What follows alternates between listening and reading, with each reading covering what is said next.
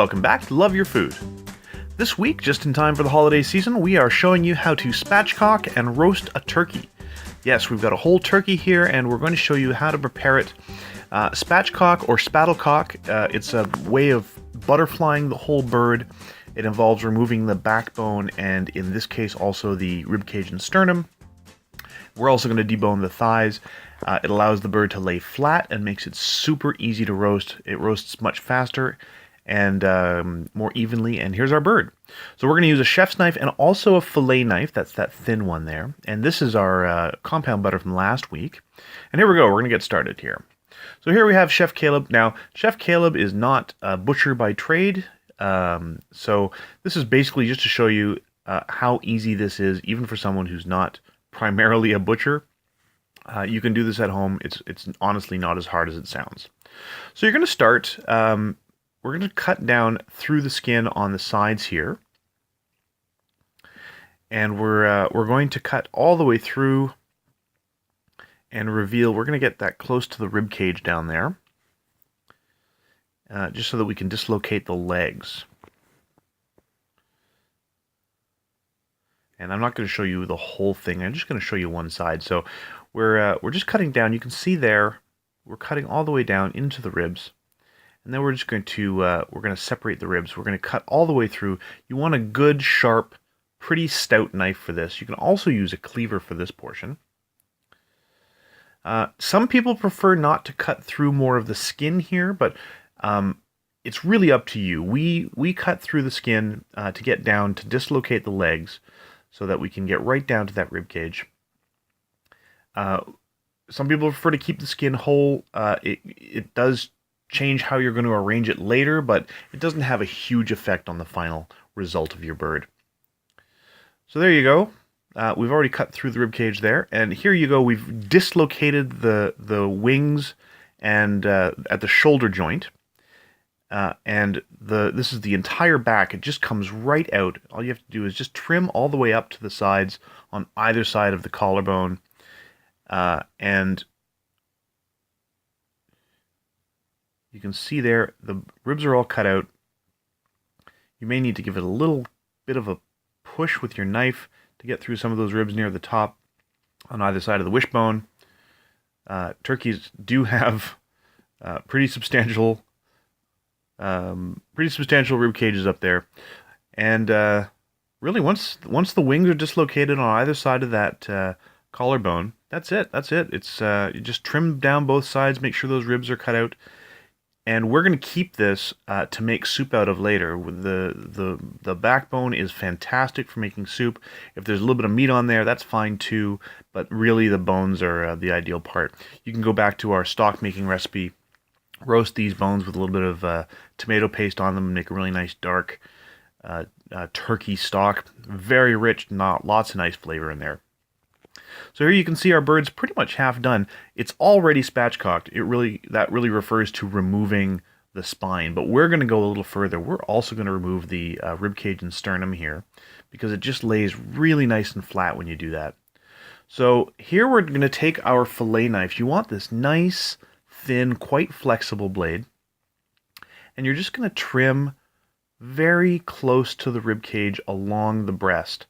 Now, compared to a chicken, turkeys have a very deep keel. The sternum is very deep into that breast, so it will take a little bit of doing and a little bit of carving. As I said earlier, this is not Caleb's specialty, Chef Caleb's specialty here, but it's honestly, even for someone who's not primarily a butcher or trained in butchery, it's not that difficult, and you can do this at home. It's not. Don't let it intimidate you too much. So here you can see we've got one side pretty much clear. We're just trimming that away very gently. It takes some patience, but we're just getting that breast meat and trimming it in little slices along that rib cage, following the sternum down there, making sure that it's all separated, because what we're going to do is we're going to be pulling the entire rib cage and keel out of the bird, and this is just going to help it lay really, really flat. So when we roast it, it's going to take less time because it's all together in one place. So here you go. You can see how deep that keel goes in there. And you just want to trim on both sides. If you leave a little meat on the sternum, that's fine. If you leave a little meat on the ribcage, we're going to keep all these bones. I do recommend keeping it all for soup later, for making stock, because lots of great flavor in there. And if it has a little bit of meat on it, that's fine too. We're going to be using that for sure. We're definitely going to keep this. And there you go. Oh, you see that really deep keel, and a couple more cuts there, and it's free. That's it. That's all you need to do. So that's the whole keel. So that bird is now flat. Many people stop here. We are going to go one step further and remove the thighs as well. So you can see Chef Caleb here. He's just doing a nice thick cut on the thigh there. He's not going to remove the leg, just the thigh. He's leaving the drumstick in. And again, you just want to cut down to the bone. You want to use that nice flexible fillet knife for something like this. A chef's knife will work, but you're going to have a little bit of a harder go on it. So you just want to trim all the way down the bone. Give it a nice trim on both sides until it comes free. And again, really, this just allows it to cook a little more evenly. A little more, and quickly for sure. You can also sever the tendons. Now, turkeys have a lot more tendon than chickens do. So you can sever some of the tendons in the leg just below the muscle, and it makes it a little easier to arrange later. But this is the big meaty part of the dark meat in the thigh, and we're just going to make sure that's nice and clean. Again, we're going to be keeping these bones for later use in stock. And there you go. I mean, they come out pretty easily. It just gives a little turn, a little twist. Cut it free of the meat. Sorry, I'm getting a little shadow on my filming there.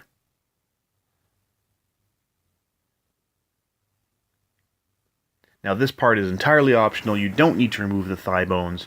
It's not necessary, but we wanted to for this one. So there you go. That's the whole bird deboned except for the legs and the wings. Everything else has been removed. So the backbone, the rib cage, the sternum, everything's been taken out.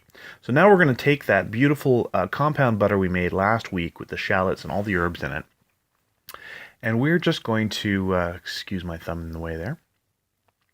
We are just going to get that in between the meat and the skin. So you're just going to slide your fingertips in between the meat and the skin and get that compound butter under there. This is going to do a few things. Number one, it's going to infuse the flavor of that compound butter through the meat of the bird. It's also going to help that skin become really nice and crispy with that layer of oil beneath the skin. And it's going to let those herbs and that shallot roast just underneath the skin of the bird. So when you cut everything later, it's going to be just gorgeous. So we're just going to give it a sprinkle of salt now that the butter's under there. And a little dosing of pepper on the meat side here.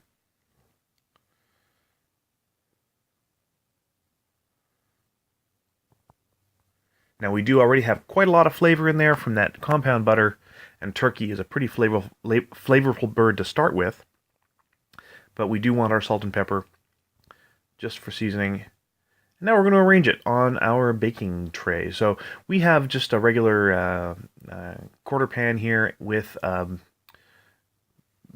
just like a roasting rack on it essentially. And we're going to arrange it. One thing about removing all the bones from the bird, it does make it a little tougher to work with and arrange. So it's if you've ever tried to lift a cat that doesn't want to be lifted, it's a little bit like that. It just has nothing, no resistance anywhere. So we want to make sure that we're going to arrange it pretty flat, nicely spread out, so it roasts quickly and really evenly. You don't want to make it. You don't want to spread it out too much. Otherwise, those legs especially are going to cook faster than that really thick breast, and you're going to end up with dry dark meat on the legs and the wings. So try and tuck everything together a little bit. We're also going to give this another little rub, so you can see here we're just rubbing it with a little bit more of that butter. We're also going to give it a good sprinkling of salt and pepper as well. And here you go. It's all prepared. It's laid out nice and even on that tray, and into the oven it goes. Now that's going to roast 425. We're going to start at about 40 minutes, which is obviously a lot faster than if it's a whole bird, especially if you've got stuffing in there. We're going to do dressing next week. We do the dressing separately. And here you go. So this is not quite ready yet. You can see it's already got a lot of really great color on it, but it's not quite done. We did take a temperature reading on that, and it wasn't ready yet. So we put that back into the oven. But first, you do want to give it a little basting. Now, if you have a baster, you can certainly use that. We're just using a spoon here. I'm not going to show you the whole process. It does take a little bit of time, but just spoon those juices over top of the bird. It really helps that skin get nice and crispy, really delicious. Let it just collect that flavor. So the whole bird's been basted. We're going to get that back in the oven and let it finish roasting now. So that goes back in our oven, 375, another 20 minutes. And after that, this is what it looks like. Oh, stunning. Absolutely beautiful. That is done to perfection. It is still gorgeous and moist. Really, really, really flavorful. It's got all that beautiful butter. You can see some of it has come out in the pan there. We're going to use some of that in our dressing next week as well. So here we're taking another temperature reading. You do want to make sure that it is getting to an internal temperature of 165.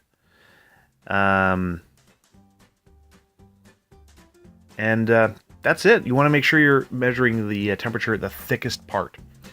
And there you go. So next week we're going to show you that dressing that you can see in this photo.